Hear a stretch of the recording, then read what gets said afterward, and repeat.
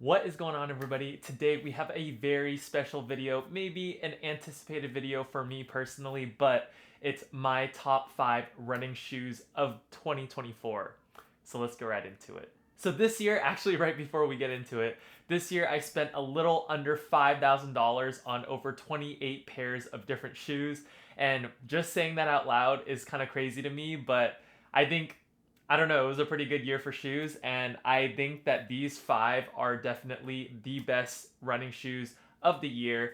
Again, this is my preference, my opinion. I'm 200 pounds, 200, actually maybe a little more than that because of the holidays, but over 200 pounds. I ran about 1,200 miles this year, so yeah, I've tested a lot of shoes, and these are my 5 favorite shoes, kind of in no particular order or category. So actually, now let's get right into it. So starting out at number 5, maybe due to recency bias, maybe because of the name, we have the Asics Novablast 5.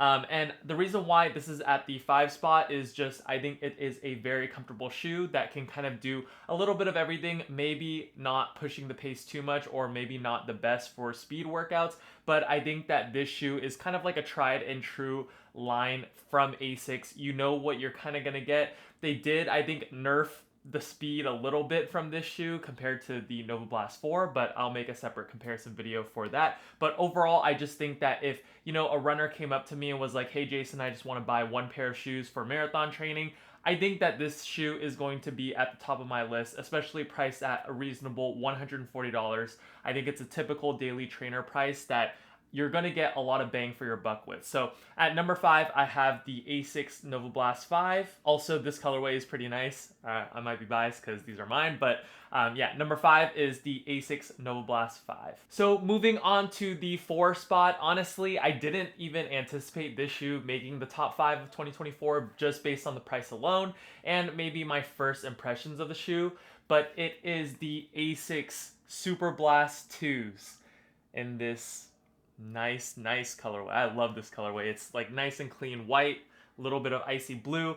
But the reason why I have the Super Blast 2 at the 4 spot on my list is because I think it is a little bit expensive at $200, but as I've kind of ran more and more in the shoe, it just grew on me, to be honest. Like, the $200 price point is a lot. I get that, and I think for newer runners, it is going to be a little bit over the top. But I do think that these shoes are highly worth it just because they are a unicorn. They're super lightweight, have a super high stack height. The foam just gets bouncier and bouncier the more miles you put on them. And I think that it's a great shoe if you're not trying to train in plated trainers all the time or run in race day shoes all the time. It's going to give you that race day feel, but without the plate, so you're still strengthening your foot muscles, and it's going to be insanely lightweight. So I think that this shoe, maybe it's kind of like the bigger brother of the Novablast line from Asics. It is super lightweight, super plush and comfortable, also very responsive, and it just does kind of everything well without having a plate. So I think if a more seasoned runner came up to me and was like, "Hey Jason, I only have the budget for one pair of shoes, or I'm willing to invest a little bit more into the shoes," I think that I would recommend the Super Blast 2 because you can wear this for race day, I think up to a marathon, and you're going to be good to go. I don't think you're missing out too much from not having a plate, and you're going to be able to do a lot of long runs in the shoe. You might be able to do some speed work in the shoe. So I just think it's a unicorn in the running shoe market right now. I don't think that there is a shoe that can really mess with the Super Blast 2. I think one of the cons is just that price point of $200 and maybe availability, because I have heard that it is hard to get this shoe. I also think they have limited colorways and they don't really have, I believe, over a size 13. I'm a size 12, so I haven't really checked too much, but I think there have been a couple comments on my video saying that they don't sell these in like a size 14 or 15. So come on, Asics, do better. But at number 4, we have the Asics Super Blast 2. Been loving this shoe. All right, moving on to my number 3 shoe of the year. I thought that this was going to be number 1, to be honest, but towards the back half of 2024, there were some straight bangers. But to no surprise, number 3 is the New Balance More V5. Now, this is the big boy daily trainer. I am a big boy myself, over 200 pounds, and I think that this shoe is really marketed more as a max cushion shoe, but I was kind of not expecting it when I first tried it on. It was just super plush, a little bit responsive, really stable for having such a high stack height. And over the miles, I did review these at the 100-mile point, and they did compress a little bit. The foam did compress, and I felt that it wasn't as lively as it once was, but that's not really a bad thing because I felt that this shoe could be a nice daily trainer that's super cushioned, especially for maybe a little bit heavier runners. I think it's going to absorb a lot of impact for your knees, joints, hips, everything like that. And another thing that New Balance killed this year was the fit of their shoes. And this gusseted tongue paired with these kind of like dots, still don't know the name of them, really lock in your foot, and the forefoot and midfoot lockdown was just excellent. Fit my wider than average foot perfectly, and overall it was just an amazing experience. Also priced at $155, which again is a lot of money, but also compared to a lot of other max cushion shoes on the market, it comes in a little bit below average or a little bit cheaper than other options on the market. So with maybe exception of the Brooks Ghost Max line, I think that this shoe was priced incredibly well. The performance was very, very good. Seems pretty durable besides the cushion flattening out just a touch. But I just think that you're getting a little bit of ground feel. You're getting really comfortable midsole, great fit, and I just really love the shoe, as you can tell. And I was honestly thinking that this was going to be my number one shoe of the year, but the next two shoes kind of came out of nowhere, and I was not expecting it, but let's get on to those. So number 3 is the New Balance More V5s. Highly recommend the shoe. So at number 2, we have a shoe that I kind of have known about for a long time. I've had a lot of different pairs throughout the years, but at number 2, I have the Nike Pegasus 41. And honestly, I was really not expecting to put these shoes this high in my list. I also wasn't sure if I was going to make this list, but here we are. And these shoes, I was just super impressed and super surprised because typically the Nike Pegasus line, especially the Pegasus 40, which I do have, Pegasus 38, 36, all of the Pegasus in the past, like they've been really low stack height. And I think that a lot of collegiate runners and a lot of, I guess, traditional runners really love the Pegasus because it was a very low to the ground, kind of old school type of running shoe where you really are training all the muscles in your foot. It's not the most comfortable shoe, but you are putting in serious work when you're running in the Pegasus. Like you're going to feel it in your body after, 10 plus mile runs. And the 41s, I think, was a step up, at least for maybe bigger runners like myself, where they softened up the midsole foam with the React X. They also increased the stack height a little bit, and also just the fit of the Pegasus, kind of like past Pegasus, they did widen the last, in my opinion, a little bit, and it fits my foot perfectly. So I think that the fit with the new cushion setup and, the outsole's decently durable. I wouldn't say it's the most durable. It just made this shoe so comfortable to run in, and just a really easy pair to just throw on, even to just walk around, go to the gym, kind of like what the Pegasus is known for. A lot of regular everyday people just wear the shoe without even running in it. It's just a super comfortable shoe, and I find myself wearing this shoe everywhere I go. It's like my favorite walking shoe, my favorite kind of doing everything shoe. Yeah, these are actually nasty. I definitely need to clean them. But as you guys can see, I have put a lot of miles in this shoe. I've been absolutely loving the shoe.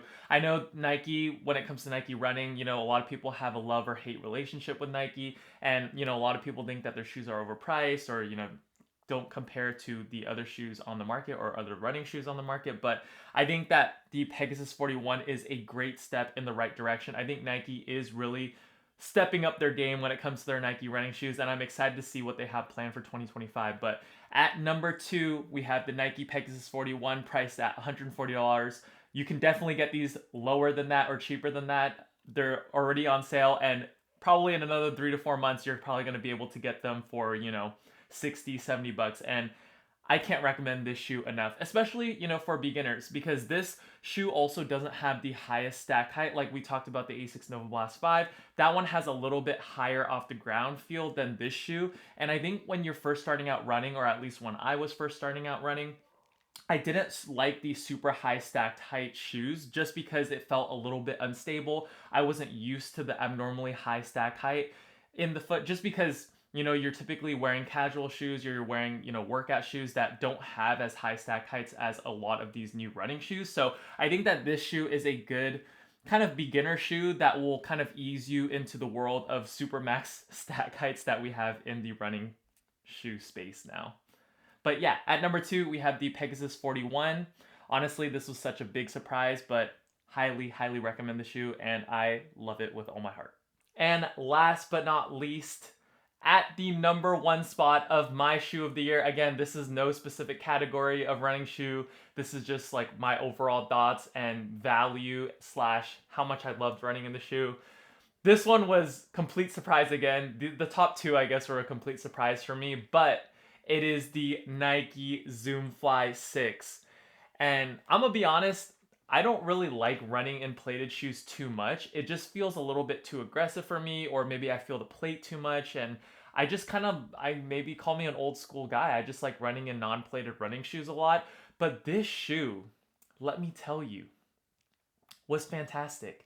And I think that the price point, the value that you get, the comfort, the plate, like, I think that this can be a lot of people's race day shoe, and it's kind of like a super trainer, and it's priced at $170, which again, still a lot of money, but compared to a lot of these other race day options on the market, you know, at 225 plus, this is a pretty good value in my opinion. So you're getting over 40 millimeters of stack height in the heel. You're getting a very premium, comfortable foam in Nike Zoom X and that little SR02 foam at the bottom. But it's just very comfortable shoe, very responsive. I think the geometry is very reminiscent of the Alpha Fly, which is Nike's top of the line race day shoe. And it kind of performs like that. I've only tried on the Alpha Fly, but if I feel that the heel geometry as well as the foam is really similar in the heel versus, you know, the forefoot, you are getting the forefoot zoom units in the Alpha Fly. But just for $170, I was extremely impressed. Very responsive, very comfortable, very soft, supportive. I can go on and on. The fit of the race day shoe, or the fit of the Nike Zoom Fly 6 was also very good. It's like your typical Nike fit, maybe a little bit more on the snug side, but the heel lockdown was excellent.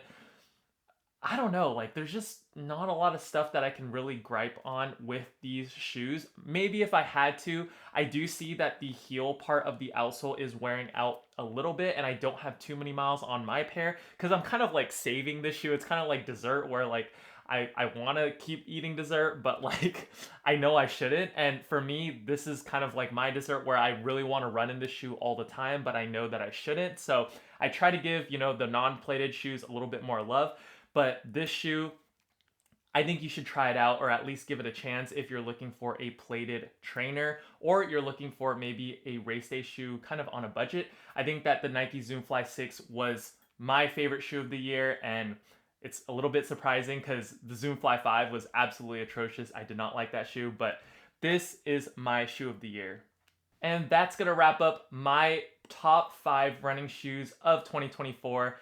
It was a great year for the channel, for running shoe space, and I'm really excited to kind of get to 2025 and start testing out more shoes as well as incorporate more content. Thank you guys so much for the support. If you guys made it all the way through these top 5 running shoes, I really appreciate each and every one of you guys for watching the videos, and it kind of keeps me motivated to keep making more videos, and I love interacting with you guys in the comment section down below. So let me know in the comments too what your guys' top running shoes of 2024 was. I know that, you know, there were a lot of different shoes that I've tested this year that were on the cusp of making the top 5, but these were my top 5 running shoes of the year. So let me know your guys' top running shoe or top 3, top 5.